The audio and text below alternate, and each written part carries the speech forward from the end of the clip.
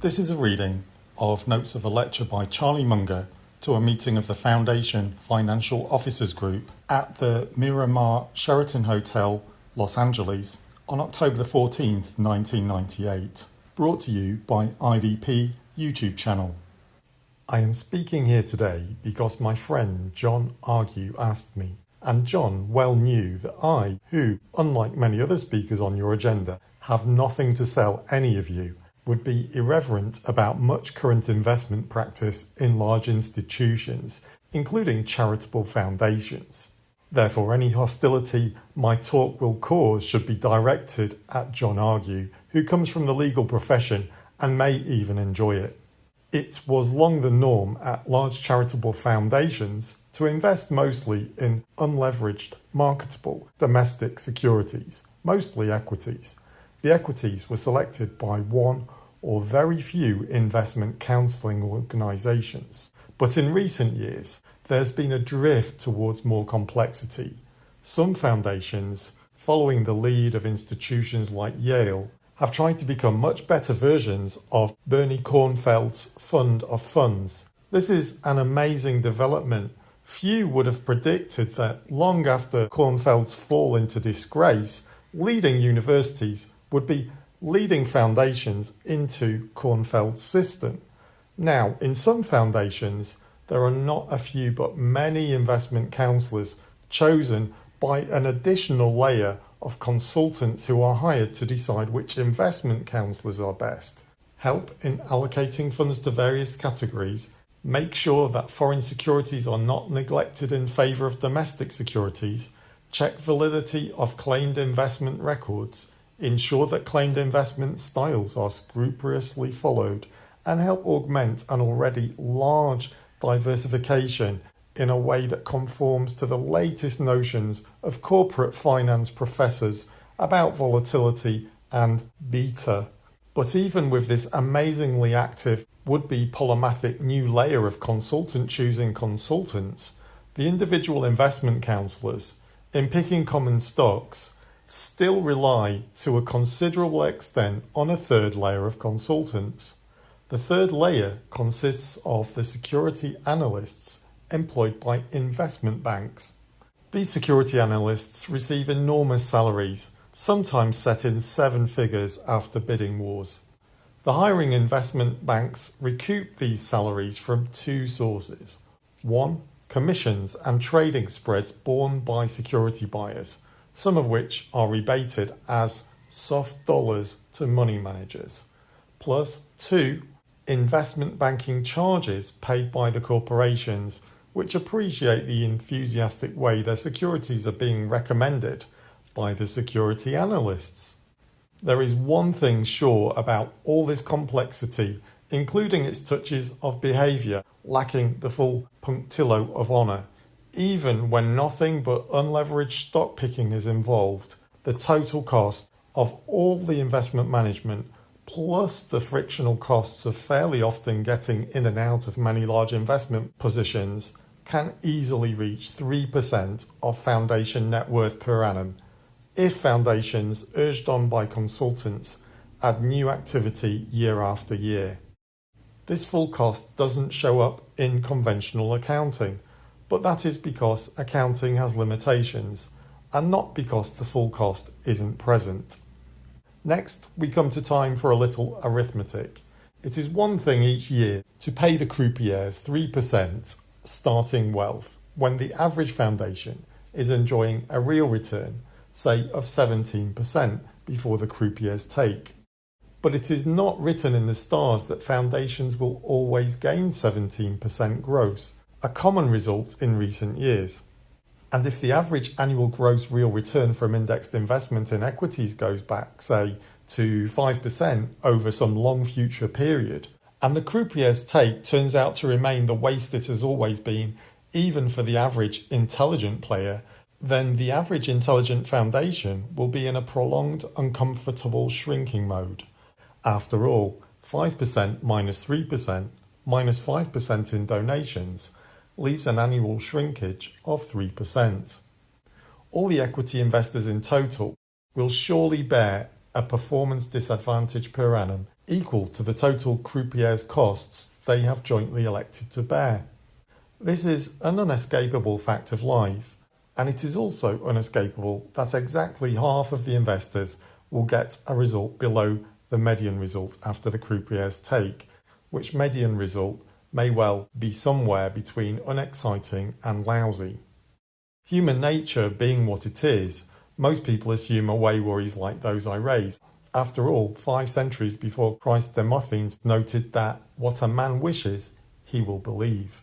And in self-appraisals of prospects and talents, it is the norm, as Demosthenes predicted, for people to be ridiculously over-optimistic. For instance, a careful survey in Sweden showed that 90% of automobile drivers consider themselves above average, and people who are successfully selling something, as investment counsellors do, make Swedish drivers sound like depressives. Virtually every investment expert's public assessment is that he is above average, no matter what is the evidence to the contrary. But you may think my foundation at least will be above average. It is well endowed, hires the best, and considers all the investment issues at length with objective professionalism.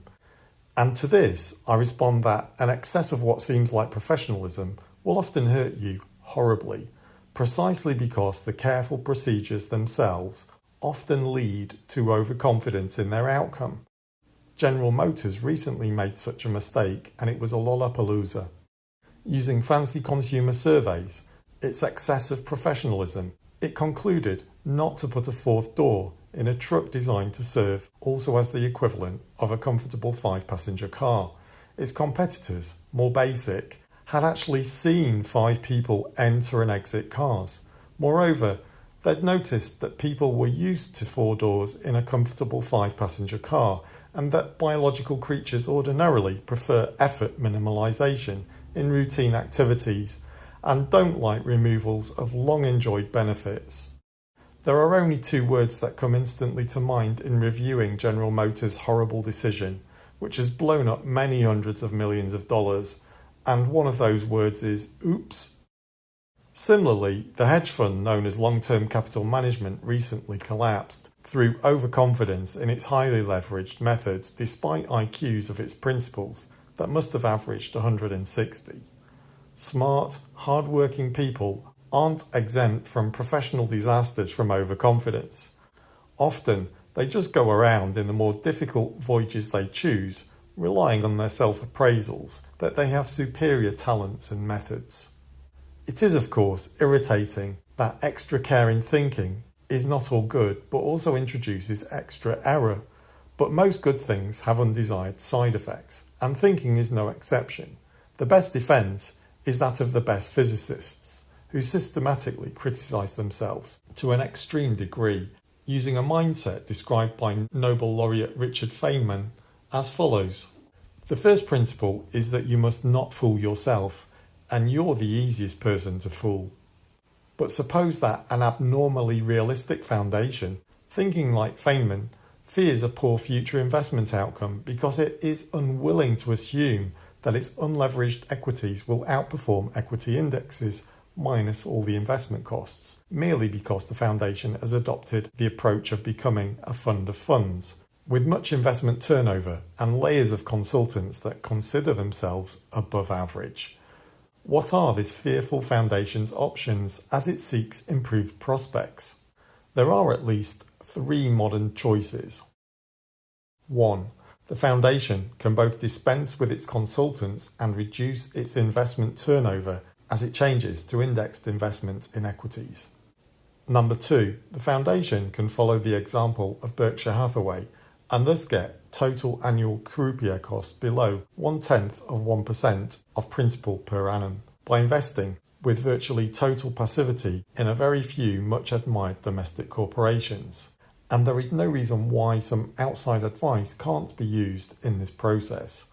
All the fee payer has to do is subtly control the high talent in investment counselling organisations so that the servant becomes the useful tool of its master instead of serving itself under the perverse incentives of a sort of Mad Hatter's Tea Party. 3.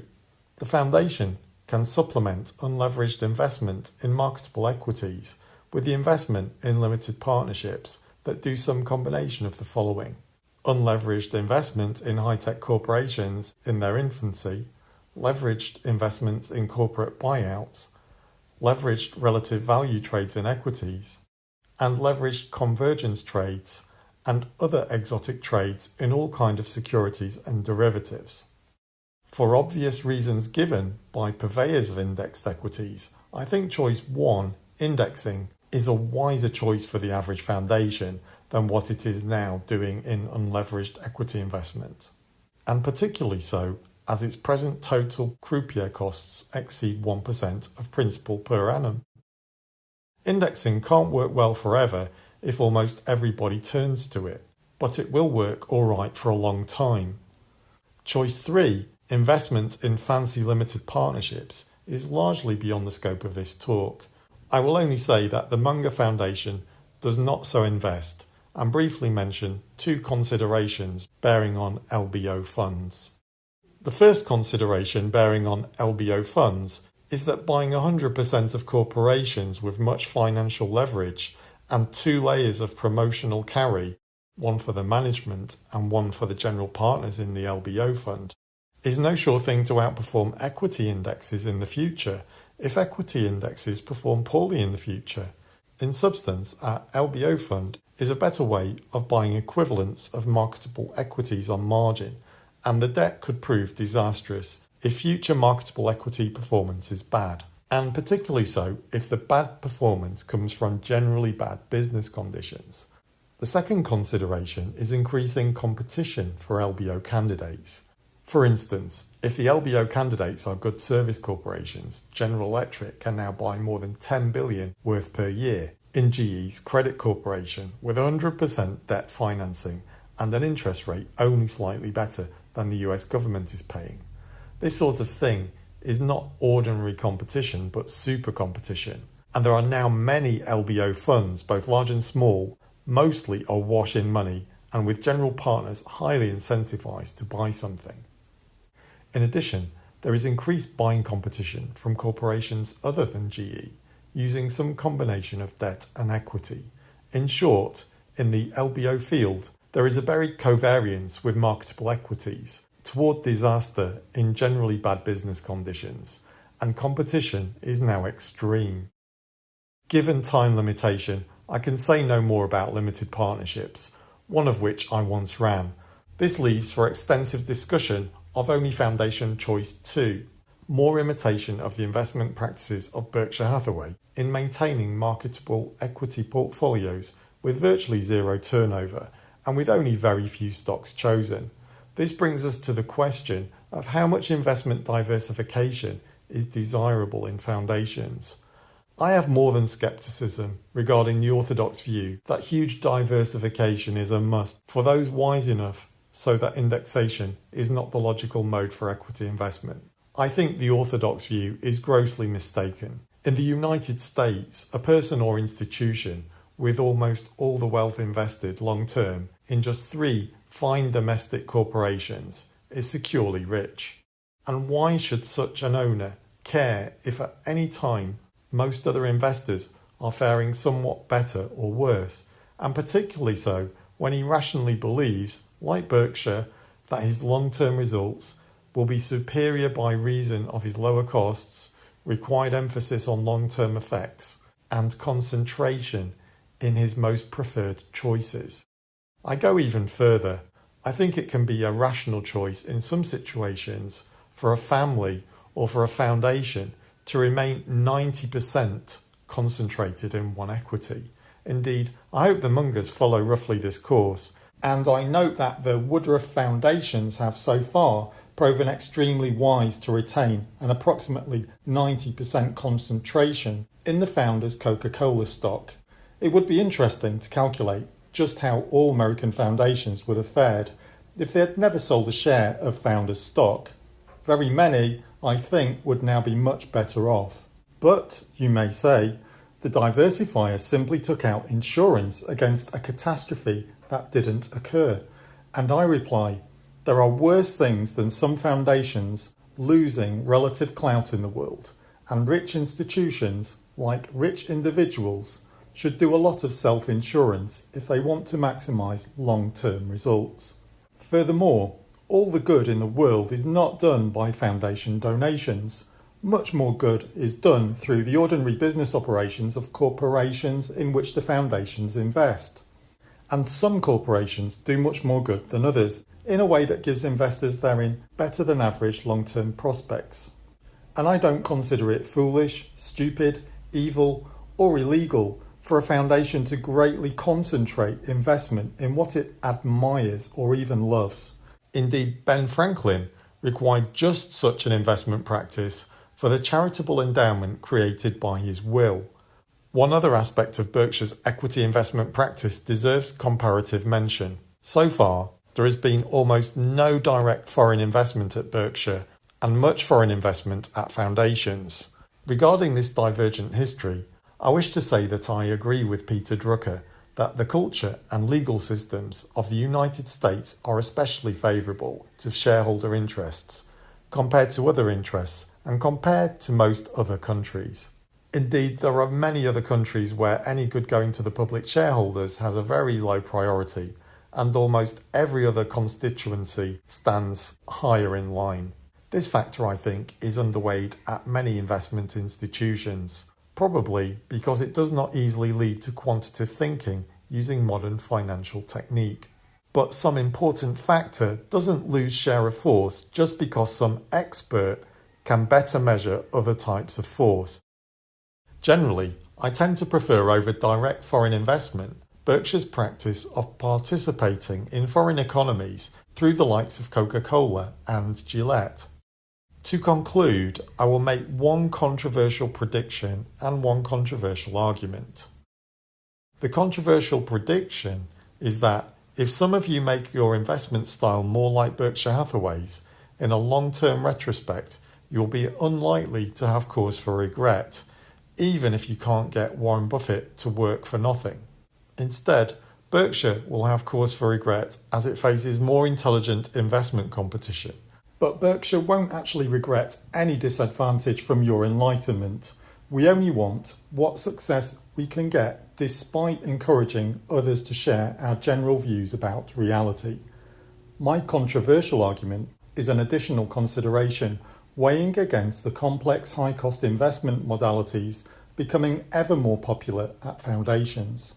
Even if, contrary to my suspicions, such modalities should turn out to work pretty well, most of the money-making activity would contain profoundly antisocial effects.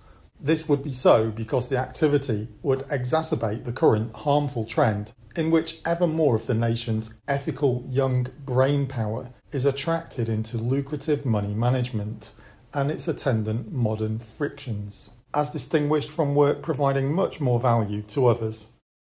Money management does not create the right examples. Early Charlie Munger is a horrible career model for the young because not enough was delivered to civilization in return for what was wrested from capitalism. And other similar career models are even worse. Rather than encourage such models, a more constructive choice at foundations is long-term investment concentration in a few domestic corporations that are wisely admired. Why not thus imitate Ben Franklin? After all, Ben was very effective in doing public good, and he was a pretty good investor too. Better his model, I think, than Bernie Kornfeld's. The choice is plainly yours to make. This audio is brought to you by IDP YouTube channel. Please subscribe to not miss out on the best of Warren Buffett, Charlie Munger and Ben Graham. We would also highly recommend checking out our channel's playlists.